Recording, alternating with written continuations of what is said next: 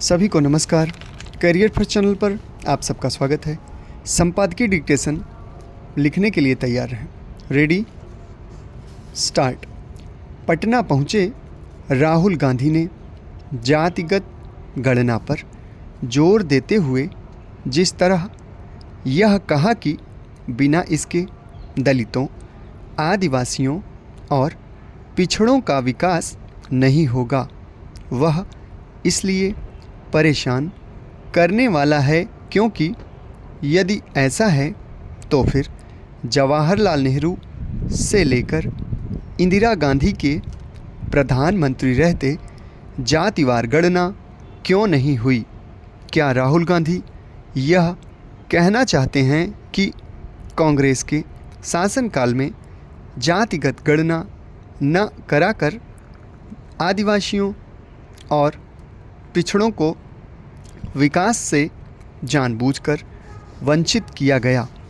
क्या इस तथ्य से मुंह मोड़ना सही होगा कि स्वतंत्रता के बाद जातिगत गणना न होने के बाद भी इन वर्गों का न केवल उल्लेखनीय विकास हुआ है बल्कि जातीय विभाजन भी कम हुआ है?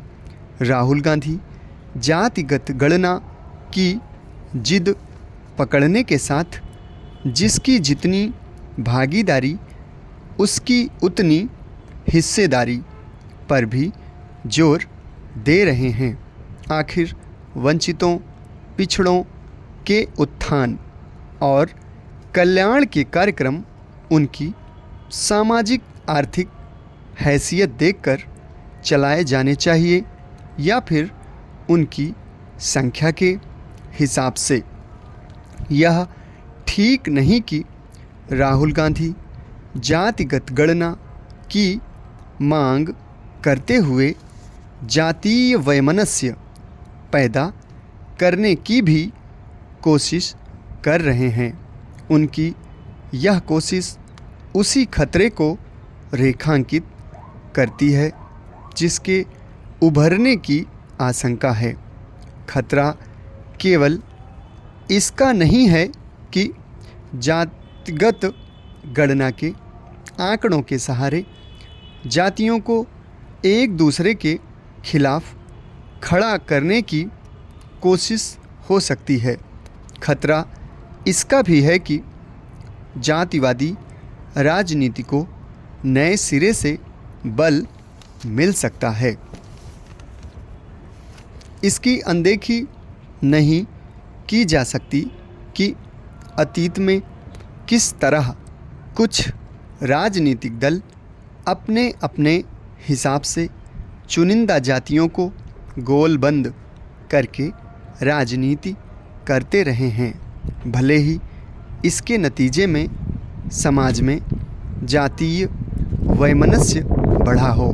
देश में कई राजनीतिक दल तो ऐसे हैं जो जाति विशेष की राजनीति करते हैं। इससे इनकार नहीं कि जातिगत गणना से यह पता चलेगा कि विभिन्न जाति समूहों की कितनी संख्या है, लेकिन यह माहौल बनाना ठीक नहीं कि देश की समस्त समस्याओं के समाधान की कुंजी जाति गिनने में ही है।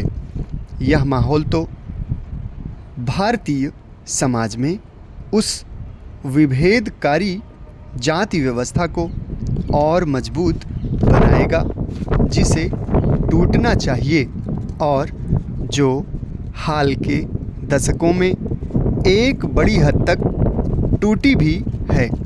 अच्छा होता कि बिहार यात्रा पर गए राहुल गांधी इससे अवगत होते कि एक समय इस राज्य में जातीय हिंसा किस तरह चरम पर थी। राहुल गांधी की माने तो शासन तंत्र के साथ निजी क्षेत्र में सभी जातियों के समुचित प्रतिनिधित्व के अभाव असंतुलन का कारण जातिगत जनगणना न होना है। अच्छा होता कि वह यह बताते कि यह अभाव अथवा असंतुलन जाति गिनने से कैसे दूर हो जाएगा। समाप्त। धन्यवाद।